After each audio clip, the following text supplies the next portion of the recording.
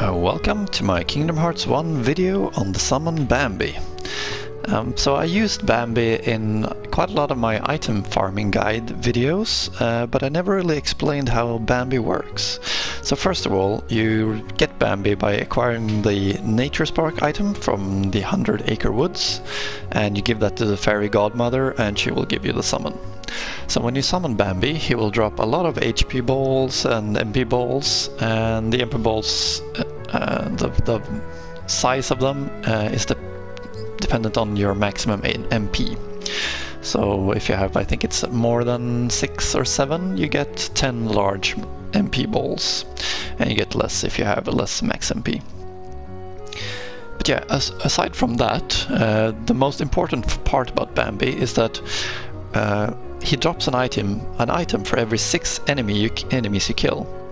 So after you've killed 6 enemies in a single Bambi summon, you will receive a healing item.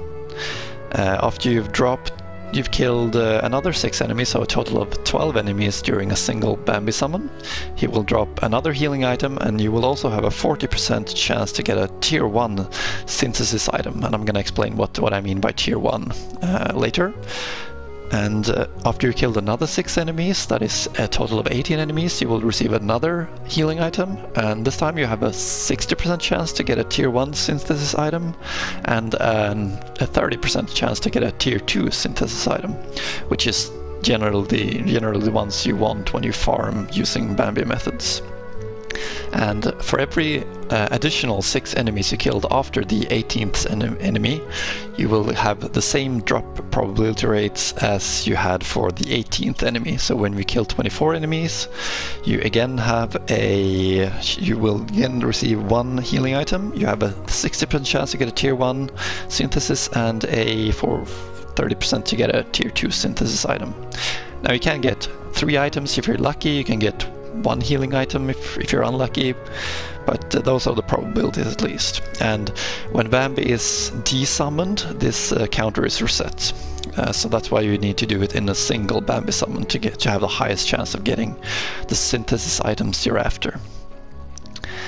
So the synthesis items are fixed per world, meaning that I can only get certain synthesis items from Traverse Town, for example, which is the world I'm in right now.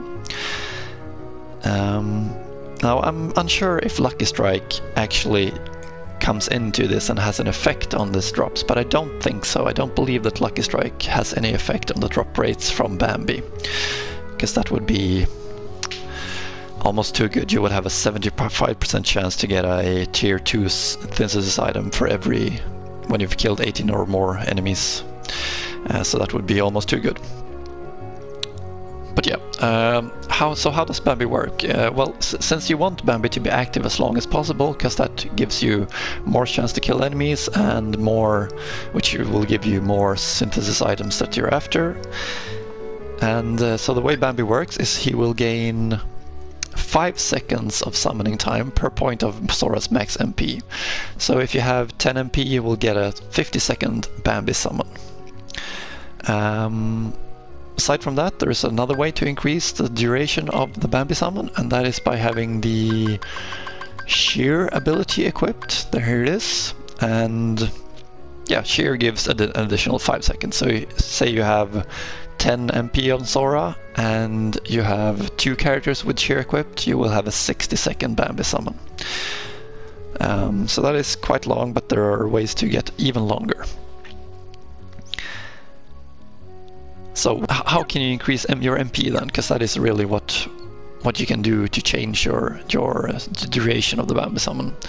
So you can do it by leveling up. Here I'm at level 100, so that I have the max MP for the weapon I chose at the start of the game. If you choose the staff, you will have 1 more MP than I have right now, which I did not do. So I have 13, not base max MP, but I have 13 at the moment anyway. But I could have 1 more if I'd chosen the staff. Aside from that, you can increase your MP with weapons. So I have the Ultima weapon equipped now, but if I say equip the Diamond Dust, I will get 1 more MP. So that is one way to increase your MP even further.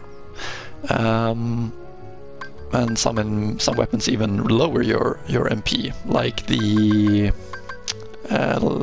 Olympia, I believe. No, Metal Chocobo. That one reduces your max MP. You really don't want this weapon for this farming methods. But you can also increase your MP through accessories. Here I have the Crystal Crown, which gives one, I think, yeah, gives one additional MP. But you can also get 2 from certain accessories, like the Cosmic Arts, which can be synthesized. But also the Atlas Armlet gives 2 MP. So you can get a total, let's say if I equipped 1 Atlas Armlet and 2 of my Cosmic Armlets that I have here, and also equip the Diamond Dust, I will have a maximum MP of 17. And if I have 3 shears equipped as well, my Bambi summon will be 100 seconds. So 1 minute 40 seconds, so that's quite long. So back to the items and the explanation of tier 1 and tier 2 items here. So this table that it's shown right now shows the tier 1 and tier 2 synthesis material for all worlds. So you can see for Traverse Town it's Blaze Shard as tier 1 and Blaze Gem as tier 2. For Wonderland it's Frost Shard as tier 1, Frost Gem as tier 2, Deep Jungle has Thunder Shard and Thunder Gem, Agrabah has Bright Shard and Bright Gem, Monstro has Lucid Shard and Lucid Gem, Halloween Town has Power Shard and Power Gem, Neverland has Spirit Shard and Spirit Gem, Hollow Bastion has Lucid Shard and Lucid Crystal, and End of the World has Mithril Shard and Mithril.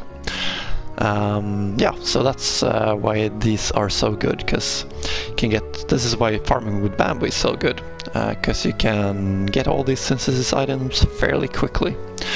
But yeah, Bambi is also a helpful farming tool, just because you can use as much MP as you want, even if you're not after specific synthesis materials. I might also make a video of all my favorite locations for farming with Bambi per world, but we'll see if I do that or not. But yeah, that is going to be it for this video on the Kingdom Hearts 1 Summon Bambi. So until next time, have a good time!